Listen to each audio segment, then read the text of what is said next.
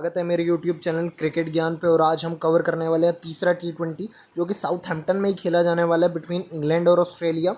तो 2-0 से इंग्लैंड ने सीरीज़ में बढ़त बना ली और सीरीज़ जीत ली है, अपने नाम कर लिए। दूसरे T20 में बहुत ही ज़्यादा क्लिनिकल परफॉर्मेंस देखने को मिली इंग्लैंड के द्वारा, जो कि वन साइडेड ही मैं कहूँगा। लास्ट में मैच फंसा ज़रूर, लेकिन ऐसा कहीं से नहीं लगा कि पहले मैच की तरह क्रम्बल करने वाली है जिस तरह ऑस्ट्रेलिया करी थी इंग्लैंड। तो बहुत सारे पॉजिटिव्स देखने को मिले इंग्लैंड की तरफ से, जिसमें देखा जाए जोफ्रा आर्चर की पेस और मार्क वुड के साथ में दोनों की बहुत तगड़ी शुरुआत रहती है। दोनों ने पेस अटैक से अपनी धराशायी कर दिया बैटिंग ऑर्डर को, और शुरू में डेविड वार्नर के वो विकेट लेना बहुत महत्वपूर्ण रहा। वही जॉस बटलर की वाइट बॉल क्रिकेट में और ज़्यादा आउटस्टैंडिंग परफॉर्मेंसेस लगातार आ रही हैं। मैन ऑफ द मैच 77 रनों के साथ। तो मेरी दूसरी टीम में कैप्टन था जॉस बटलर, जिसमें आरन फिंच भी वाइस कैप्टन था। तो मुझे लगता है बहुत अच्छा अमाउंट जीता होगा जिसने भी वो टीम ली होगी।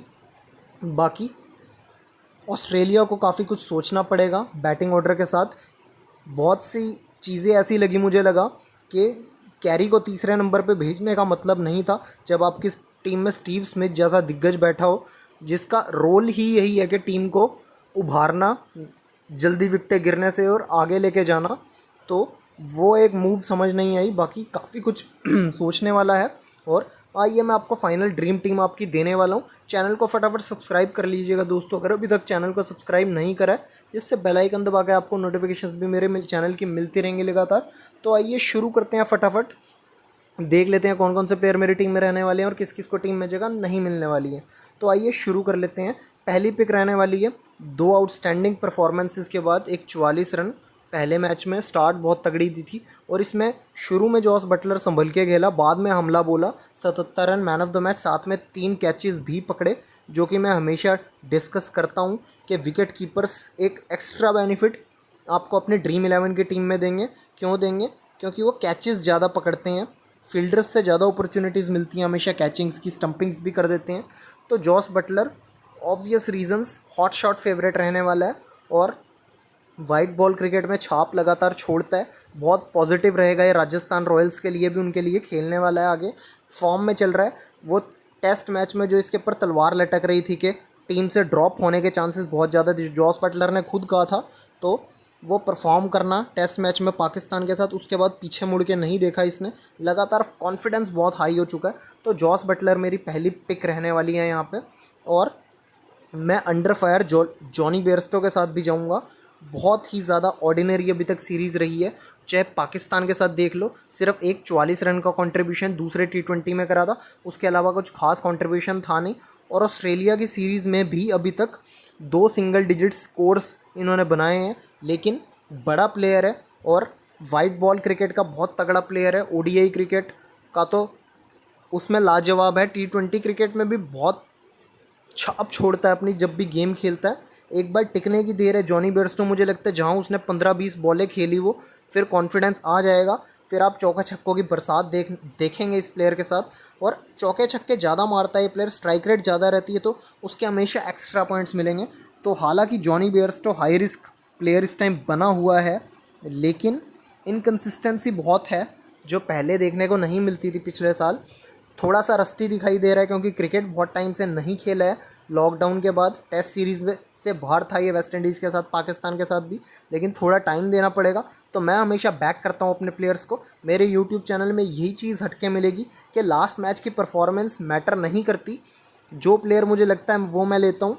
परफॉर्मेंस मैटर कुछ कुछ करती है, वो फॉर्म की बात होती है, लेकिन 1-2-3 प्लेयर्स आपको ऐसे लेने पड़ेंगे जो out of the blue selection रहती है हमेशा। वो जॉनी बेयरस्टो के साथ, मैं जॉनी बेयरस्टो को बैक करने वाला हूँ। तो रिस्क है, लेकिन रिस्क लेना पड़ेगा। बाकी यहाँ पे एलेक्स कैरी की जगह नहीं बनती है, क्योंकि तीसरे नंबर पे मुझे नहीं लगता वो अगले मैच में ऑस्ट्रेलिया से खिलाने वाली है। वो छठे या 7वें नंबर पे ही आने वाला है। चलते हैं आगे। पिछले मैच में मिस आउट कर गया डेविड वार्नर, लेकिन अमूमन ऐसा एक साल में, जब से ये 1 साल के बैन से आया है, मैंने देखा नहीं इसे ज़्यादा फेल करते हुए। सिर्फ वो एशेज़ की सीरीज़ छोड़ के, जब ये स्टुअर्ट ब्रॉड ने इसे अपना लगातार शिकार बनाया था। चाहे ODI क्रिकेट की बात करें, चाहे T20 क्रिकेट की बात करें, बहुत ही लाजवाब रहा है डेविड वार्नर। चाहे IPL की बात करें, उसमें भी ऑरेंज कैप जीती थी इसने 2019 में। तो डेविड वार्नर को इस तरह की एबिलिटी के साथ और जो फॉर्म चल रही है उसकी। हालांकि आर्चर और वुड का जो कॉम्बिनेशन है, जो पेस से वार करते हैं, 145-150 की स्पीड पर बॉल करते हैं, उससे थोड़ा पहले T20 में भी स्ट्रगल करा दिखाई दिया और दूसरे में भी स्ट्रगल करा और विकेट अपनी दे दी। लेकिन डेविड वार्नर बहुत एक्सपीरियंस है, बहुत टैलेंट भरा पड़ा है। मुझे लगता है डेविड वार्नर कोई ना कोई तरीका निकालेगा उनको भेदने के लिए, दोनों पेस को। तो डेविड वार्नर यहाँ पे मेरी सिलेक्शन रहने वाली है। अब ओवेन मॉर्गन, मैंने इसको पहले T20 में भी पहले मेरी टीम में था, फिर मैंने हटाया टेलीग्राम चैनल पे और आपको ऑप्शन दिया था इसकी जगह जॉस बटलर कि आप वो लीजिए, वो वाली टीम लीजिए ओवेन मॉर्गन, और दूसरे T20 में भी नहीं रखा। अब मेन मुद्दा यहाँ पे जो मेरे को लगता है वो टॉम बेंटन का खेलना है 4 नंबर पे।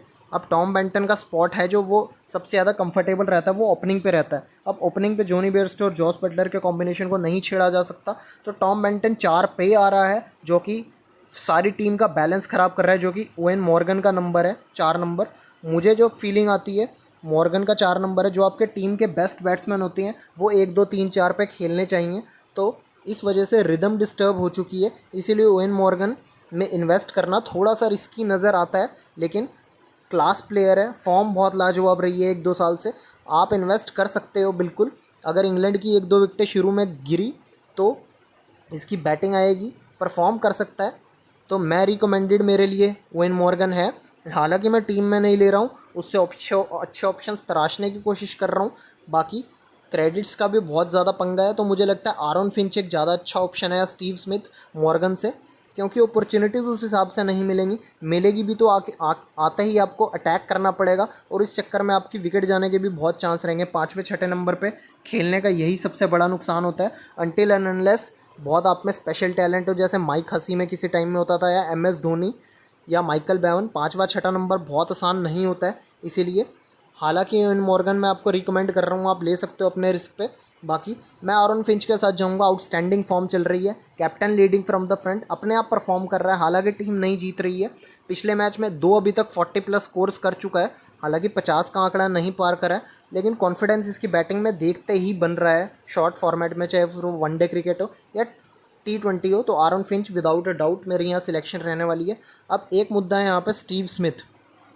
अब आप या तो स्टीव स्मिथ के साथ जाइए या ओवेन मॉर्गन के साथ, आपके पास 2 ऑप्शंस हैं यहाँ पे। अब आप देखिए किसके साथ आप जाना पसंद करेंगे। मैं स्टीव स्मिथ के साथ जाऊँगा, गैम्बल है एक, देखो प्लेयर चलने को कोई भी चल सकता है। स्टीव स्मिथ ले लिया, हो सकता है ओवेन मॉर्गन उससे ज़्यादा रन बना दे, ये क्रिकेट है, बहुत अनप्रेडिक्टेबल है।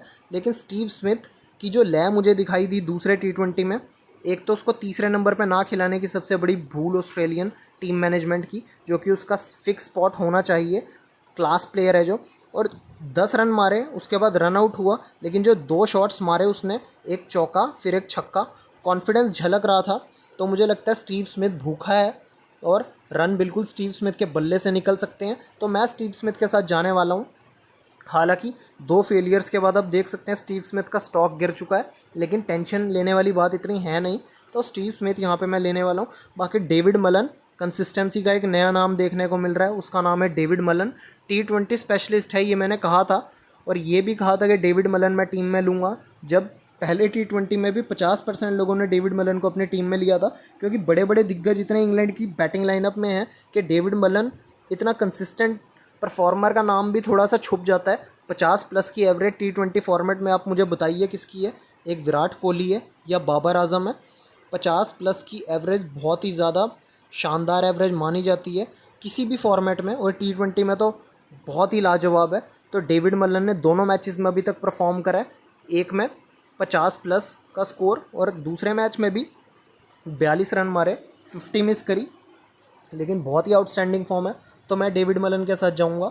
और टॉम बेंटन मैं रिकमेंड नहीं करूंगा, हालांकि टीम प्लेयर का कोई भरोसा नहीं, बहुत अनप्रेडिक्टेबल प्लेयर है, लेकिन चौथे नंबर पे फिट नहीं नज़र आ रहा है मेरे को। बाकी चलते हैं आगे, मैं ग्लेन मैक्सवेल के साथ जाऊंगा। पहला T20 बहुत अच्छा गया था, दूसरे T20 में भी 26 रन मारे, लेकिन मुझे लगता था वो मार्कस स्टोइनिस की जगह जो आना चाहिए था वो ग्लेन मैक्सवेल की जगह थी, लेकिन कारण उसका ये रहा कि ऑस्ट्रेलिया ने 3 विकेटें बहुत जल्दी खो दी थी। इस वजह से उस टाइम उन्हें कोई टिकाऊ प्लेयर चाहिए था, जो ग्लेन मैक्सवेल से ज़्यादा मार्कस स्टोइनिस है। ग्लेन मैक्सवेल बहुत ही ज़्यादा अटैक करके खेलता है, उसकी शैली इस तरह की है, लेकिन 5वें नंबर पे जो स्पॉट है वो ग्लेन मैक्सवेल का ही है और ग्लेन मैक्सवेल ही आने वाला है। वो तो सर्कमस्टांसिस इस हिसाब से बने, 3 विकेटें जल्दी जल्दी खोई। हालांकि दूसरे मैच में विकेट नहीं मिली, लेकिन बॉलिंग करी और 2 ओवर्स ही करे, तो ग्लेन मैक्सवेल मार्कस स्टोनिस से ज़्यादा मेरे को अच्छा ऑप्शन फ़िलहाल के लिए नज़र आ रहा है। तो ग्लेन मैक्सवेल यहाँ पे मेरी टीम में आ जाता है।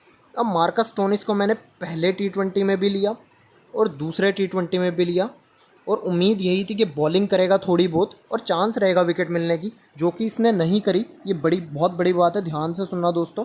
अब ये 5वें या 6ठे नंबर पे खेलने आने वाला है। सपोज़ देखा जाए तो इसका 5वां नंबर है, चौथा नंबर ग्लेन मैक्सवेल का है, क्योंकि तीसरे पे स्मिथ आने वाला है।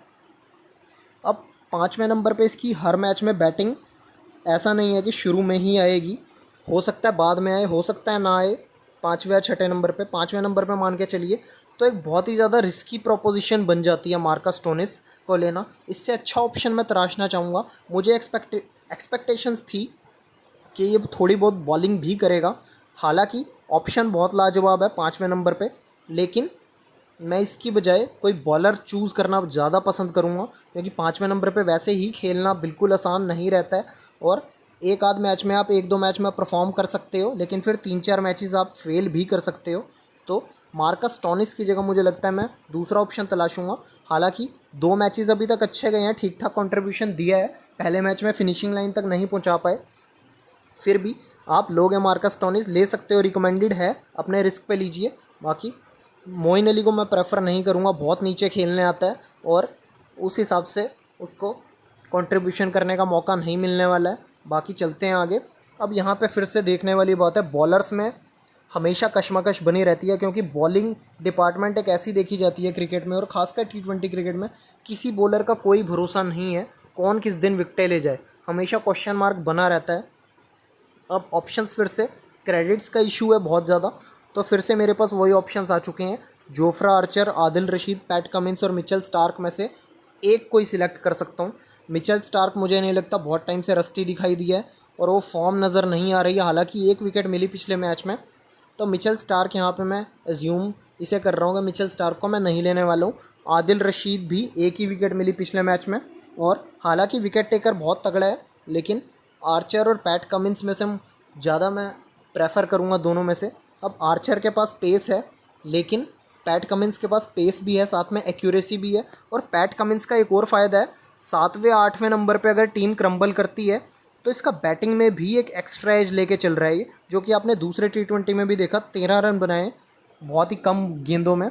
और हालांकि विकेट नहीं मिली, आर्चर को वहाँ 1 विकेट मिली, वो एक अलग बात हो गई, लेकिन पैट कमिंस मुझे अभी के लिए ज़्यादा एक अच्छा ऑप्शन नज़र आ रहा है। तो पैट कमिंस यहाँ पे मैं सिलेक्ट कर रहा हूँ।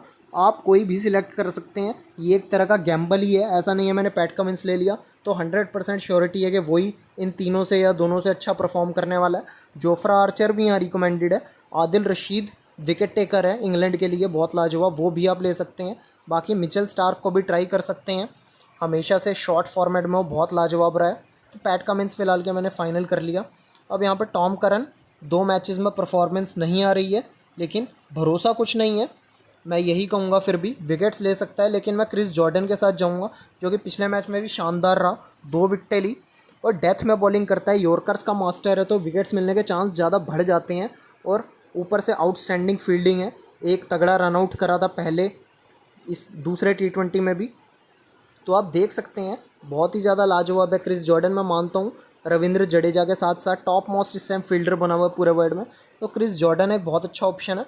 अब आप देख सकते हैं यहाँ 16 क्रेडिट सिर्फ बचे हैं, 2 प्लेयर्स में ले सकता हूँ, तो केन रिचर्डसन ऑप्शन ही नहीं बचा लेने का, हालांकि पिछले मैच में विकेट कोई नहीं मिली। एडम जैम्पा अभी तक कुछ खास परफॉर्म नहीं करा। अब मैं यहाँ पे देख सकते हैं मार्क वुड को सिलेक्ट करने वाला हूँ अपनी टीम में। मार्क वुड को सिलेक्ट करने का कारण, एक तो क्रेडिट्स का इशू पड़ रहा है मेरे पास, क्योंकि मैंने पीछे बहुत बड़े बड़े प्लेयर ले लिए, जैसे डेविड वार्नर हो गया, डेविड मलन हो गया और फिंच और स्मिथ, चारों प्लेयर वहाँ से पिक करें। तो यहाँ पे थोड़ा मेरे को बॉलर्स में कॉम्प्रोमाइज़ करना पड़ेगा, और बॉलर्स में वैसे भी कोई श्योरिटी कभी नहीं होती कौन सा बॉलर विकेट्स ले जाएगा, क्योंकि एंड में कई बार ऐसा होता है बुरी बॉल पे भी विकेटें मिल जाती हैं और बाउंड्री पे बैट्समैन कैच हो जाता है, तो इसीलिए बहुत अनप्रेडिक्टेबिलिटी बनी रहती है बॉलर के तौर पे। तो मैं मार्क वुड के साथ जाऊंगा, इसके पास पेस है और पेस से हमेशा अटैक करता है, अच्छा दिखाई दे रहा है। 145 150 की स्पीड पर बॉलिंग करा रहा है और किसी भी बड़े बैट्समैन को परेशान कर सकता है पेस के साथ। और last but not the least, अभी तक मुझे लगता है मोस्ट वैल्यूएबल प्लेयर रहा है ऑस्ट्रेलिया की तरफ से भी, या सीरीज़ की भी बात करें तो जॉस बटलर के बाद, तो उसका नाम है एश्टन एगर। बैटिंग में भी इस बंदे को जब भी मौका मिल रहा है ये कंट्रीब्यूट कर रहा है 7वें 8वें नंबर पे। और सबसे बड़ी बात, पिछले मैच में 23 रन मारे और 2 विकेटें ली। 2 विकेटें पहले T20 में, 2 दूसरे में। बहुत ही ज़्यादा अंडररेटेड नज़र आता है क्योंकि इतने बड़े बड़े नाम हैं, किसी की इस पर नज़र ही नहीं पड़ती ऑस्ट्रेलिया में, इंग्लैंड में, इसीलिए चोरी चोरी अपना काम करके निकल रहा है। तो एश्टन एगर यहाँ पे बहुत ही ज़्यादा एक अच्छा ऑप्शन नज़र आ रहा है, तो मैं एश्टन एगर के साथ जाऊँगा। टीम मेरी कंप्लीट हो चुकी है यहाँ पर। कंटिन्यू कर देते हैं, कैप्टन वाइस कैप्टन का देख लेते हैं कौन ज़्यादा भारी पड़ रहा है। और देख सकते हैं 2 तगड़ी परफॉर्मेंस के बाद जॉस बटलर 33 और 14%। वहीं जॉनी बेयरस्टो का स्टॉक गिर चुका है 2 पुअर परफॉर्मेंसेस के बाद 5-5%। डेविड मलिन कंसिस्टेंसी 8% और 15%। Aaron Finch 240 plus scores 13% 18%। David Warner एक फेलियर के बाद अभी भी सबका फेवरेट 21 और 13%। यही मेनली मैक्सिमम प्लेयर्स बने हुए हैं। स्टीव स्मिथ कुछ खास नहीं है। वहीं ग्लैन मैक्सवेल 4% 6%। अब जो मैंने कॉम्बिनेशन सिलेक्ट करके रखे हुए हैं उन पे नज़र फटाफट से डाल लेते हैं और देख लेते हैं। पहली पिक जो मेरी रहने वाली है, जो मोस्टली 50% लोगों का कैप्टन वाइस कैप्टन रहने वाला है मैच में, तीसरे T20 में जो साउथहैम्पटन में खेला जाने वाला है, डेविड वार्नर कैप्टन और जॉस बटलर मेरा वाइस कैप्टन। अब इसका आप वाइस वर्सा भी कर सकते हो कि जॉस बटलर को कैप्टन बना लिया और डेविड वार्नर को वाइस कैप्टन, वो आपकी चॉइस है। बहुत तगड़े हैं दोनों और इन फॉर्म है, तो मुझे लगता है बहुत परफेक्ट है, कैप्टन वाइस कैप्टन का कॉम्बिनेशन रहेगा। वहीं अब इसकी बात करें तो इन फॉर्म आरन फिंच यहाँ पे मेरा कैप्टन और इन फॉर्म डेविड मलन मेरा वाइस कैप्टन। बहुत अच्छी चॉइसेस हैं दोनों, और दोनों अभी तक परफॉर्म करते हुए आ रहे हैं दोनों T20s में। तो आरन फिंच कॉन्फिडेंस अपने साथ लेके चल रहा है, same is the case with David Malan. तो आरन फिंच और डेविड मलन ये मेरा यहाँ पे कैप्टन वाइस कैप्टन। अब तीसरी की बात कर लेते हैं, थोड़ा सा रिस्की लगता है बट रिस्की नहीं है। दोनों आउटस्टैंडिंग प्लेयर हैं, टॉप क्लास प्लेयर्स हैं। नाम है जॉनी बेयरस्टो कैप्टन और स्टीव स्मिथ मेरा वाइस कैप्टन। इस टीम पे स्पेशल ध्यान देना दोस्तों, दोनों प्लेयर्स ऐसे हैं अपने दिन पे सामने वाले को बिल्कुल धराशायी कर सकते हैं। तो इस टीम पे रिस्की ज़रूर है, लेकिन risk is worth taking right now. तो मुझे लगता है बहुत अच्छी टीम है कि ये भी साबित हो सकती है। इसमें जॉनी बेयरस्टो और स्टीव स्मिथ दोनों अभी तक ठंडे दिखाई दिए हैं दो T20 में, तो फायर कर सकते हैं, ऐसी कोई बात नहीं है। क्रिकेट अनप्रेडिक्टेबिलिटी बहुत है। तो तीनों कॉम्बिनेशंस मैंने आपको समझा दिए हैं। मेरे टेलीग्राम चैनल से जुड़ना मत भूलिएगा यारों, क्योंकि टेलीग्राम चैनल मेरा क्रिकेट ज्ञान के नाम से आराम से आप सर्च करोगे, जो मेरा यूट्यूब चैनल का नाम है क्रिकेट ज्ञान, वही सेम मेरा टेलीग्राम चैनल पे भी नाम है। टेलीग्राम पे सर्च करोगे आपको आराम से मिल जाएगा, उसमें ज्वाइन कर लीजिएगा। अगर आपको इतनी मेहनत नहीं करनी है सर्च करने की, तो यहाँ पर डिस्क्रिप्शन बॉक्स में नीचे मैं दे रहा हूँ टेलीग्राम चैनल का लिंक, उसको फटाफट से दबाइए और ज्वाइन कर लीजिए। मैच से पहले फाइनल जो प्लेइंग 11 आने वाली है वो टेलीग्राम चैनल पे ही आने वाली है दोस्तों, तो फटाफट ज्वाइन करिए और बेनिफिट उठाइए। तो अभी के लिए दोस्तों इतना ही। वीडियो कैसी लगी, अगर अच्छी लगी तो तहे दिल से लाइक कर दीजिएगा और कमेंट करके बताइएगा कौन कौन से प्लेयर्स आपको पसंद हैं और सब कुछ लेखा जोखा। बाकी चैनल को सब्सक्राइब कर लीजिएगा अगर अभी तक सब्सक्राइब नहीं करा, और दोस्तों में ज़्यादा से ज़्यादा शेयर कीजिएगा, जिससे भाई का भी हौसला बढ़े और भाई भी आगे इसी तरह के वीडियोज़ लाता रहे और आपको जिताता रहे। तो अभी के लिए थैंक यू वेरी मच दोस्तों।